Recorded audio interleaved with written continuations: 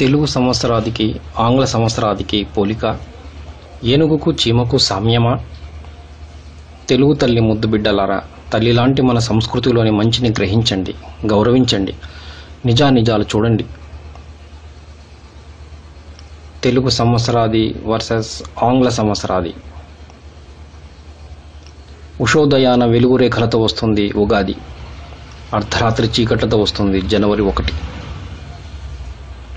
అజ్ఞానమనే చీకటి నుండి జ్ఞానమనే వెలుగులోకి ప్రయాణం సాగించమని బోధిస్తుంది ఉగాది. ఎటువంటి సందేశం ఇవ్వదు జనవరి 1. ఉగాది నాడు ప్రకృతి వెచ్చగా, మనిషి ఉత్సాహంగా ఉంటాడు. జనవరి 1 ప్రకృతి మంచుతో, మనిషి బద్ధకంతో ఉంటాడు. ఉగాది నాడు చెట్లు చిగురుస్తూ, ప్రకృతి వసంత శోభతో పులకరిస్తూ ఉంటుంది. జనవరి 1 నాడు చెట్లు ఆకులు రాలుస్తూ, ప్రకృతి శోభావిహీనంగా ఉంటుంది. ప్రతి ఉగాదికి అర్థవంతమైన పేరు, భవిష్యత్ సూచికగా ఉంటుంది. జనవరి 1 నాడు కేవలం అంకెలుంటాయి. ఉగాది పచ్చడి మనిషి జీవితంలోని కష్టసుఖాలకు సంకేతం, ఆరోగ్యప్రదం. జనవరి 1 నాడు మనం తినే కేకులు మనిషి ఆరోగ్యంపై ఎక్కుపెట్టిన బాకులు. చక్కని నిర్ణయాలు తీసుకున్నటకు మనసు చురుకుగా, బుద్ధి తీక్షణంగా ఉంటుంది ఉగాది నాడు. జనవరి 1 నాడు విపరీతమైన చలికి మనిషి శరీరం, మనస్సు రెండూ మొద్దుబారి ఉంటాయి. ఏ నిర్ణయం తీసుకున్నా అది ఆర్థిక సంవత్సరమైనా, విద్యా సంవత్సరమైనా ఉగాది నాడు అనుకూలం. ఏ నిర్ణయం తీసుకోవాలన్నా ఇబ్బంది, తేదీ ఎటు కాకుండా ఉంటుంది జనవరి 1కి.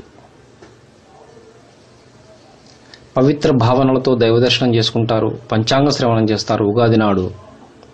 జనవరి 1 నాడు మద్యం మత్తులో వెర్రికేకలు వేస్తూ అర్ధరాత్రి రోడ్లపై తిరుగుతారు. ఓ యువత, ఇకనైనా కళ్ళు తెరు. అర్థవంతమైన, సంస్కారవంతమైన, ప్రకృతితో ముడిపడిన మన సంస్కృతి పట్ల విదేశీయులే ఆకర్షితులవుతుంటే మీ పయనం ఎటు?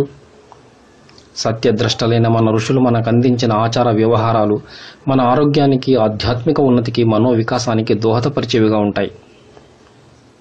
రేపటి భారత ఆశాజ్యోతులు మీరు. మన సంస్కృతి ఔన్నత్యాన్ని మీరే గ్రహించకపోతే మన జాతి భవిష్యత్తు ప్రశ్నార్థకం కాదా? మన ప్రతి ఆచారం వెనుక ఎన్నో అద్భుత విశేషాలు దాగి ఉన్నాయి. లోతుగా విశ్లేషించగలిగితే మీరు ఊహించని ఎన్నో జీవిత రహస్యాలు దొరుకుతాయి. ప్రయత్నించండి, పెద్దలను అడగండి. స్వధర్మే నిధనం శ్రేయః పరధర్మో భయావహః అన్న గీతాచార్యుని బోధ మరవకండి. భారతదేశ సంస్కృతి పరిరక్షణకు కంకణబద్ధులై ఉంటారు కదూ.